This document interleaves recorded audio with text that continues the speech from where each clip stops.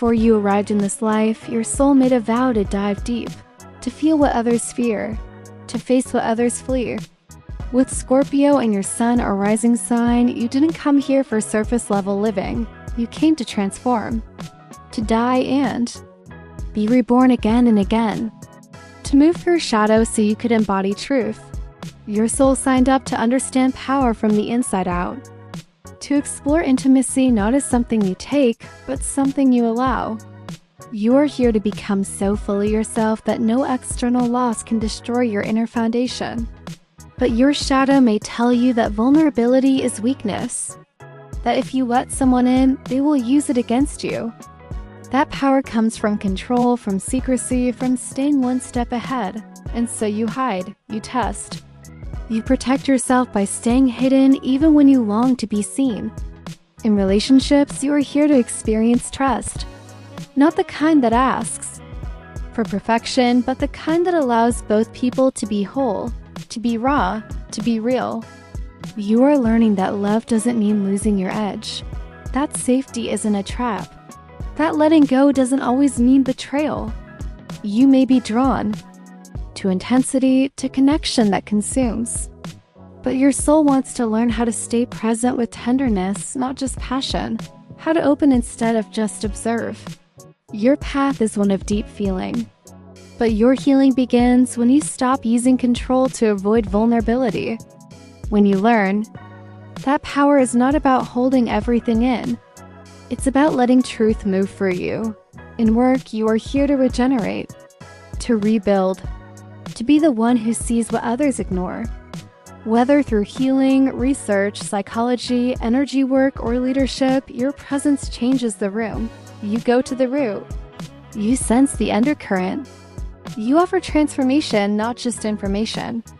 But your shadow may lead you to isolate, to distrust, to withhold your gifts out of fear they will be taken or misused. You are learning that your presence is protection enough, that what is meant for you cannot be stolen. Financially, your soul seeks empowerment. You are not afraid to go deep, to make long-term moves, to play the game for legacy, not just gain. But your shadow may use money to manipulate or to control outcomes. You are learning to trust flow, to allow abundance that honors your depth without demanding your soul. Manifestation works for you when it is emotionally charged, when your desire is clear, when your energy is focused. But your shadow may sabotage your own success if you don't feel safe receiving. You must believe you are worthy of the life you envision, even if it requires letting go of the identity you built around lack. Spiritually, you are here to be a channel for rebirth. You connect through mystery, through depth, through rituals that remind you how much beauty there is in beginning again. You are not afraid of shadow, but your healing comes when you stop camping there, when you let the light in, when you stop needing pain to prove your power. Socially, your soul signed up to be discerning, to choose depth over numbers. But your shadow may isolate too long, may test people so much they don't stay.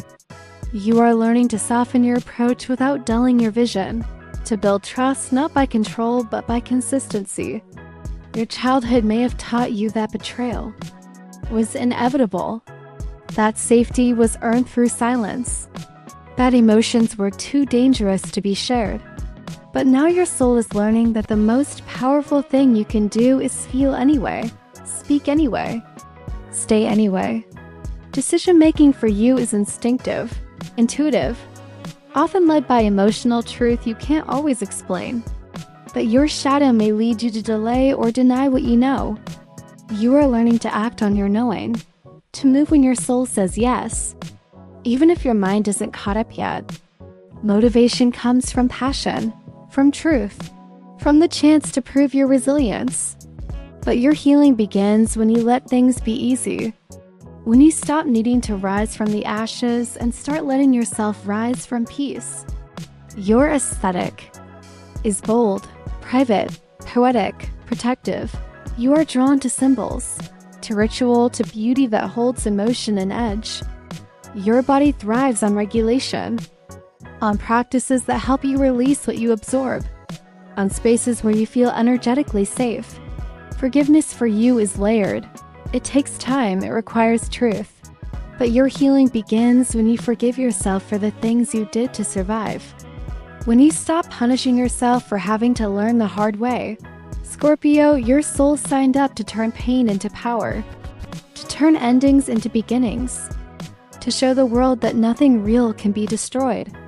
And when you stop fearing your death, you remember that your transformation was never meant to be a secret. It was meant to be a beacon. I hope these words bring clarity and inspiration to your day, my dear stargazers. Remember, the stars guide, but you hold the power to shape your destiny. Now I'd love to hear from you. Did today's words resonate with you? Share your thoughts, experiences, or even your own cosmic insights in the comments below. Let's create a little community of starlight and support because together, we shine even brighter. Don't forget to like, share, and subscribe for more daily cosmic guidance. Until next time, keep dreaming big and manifesting magic.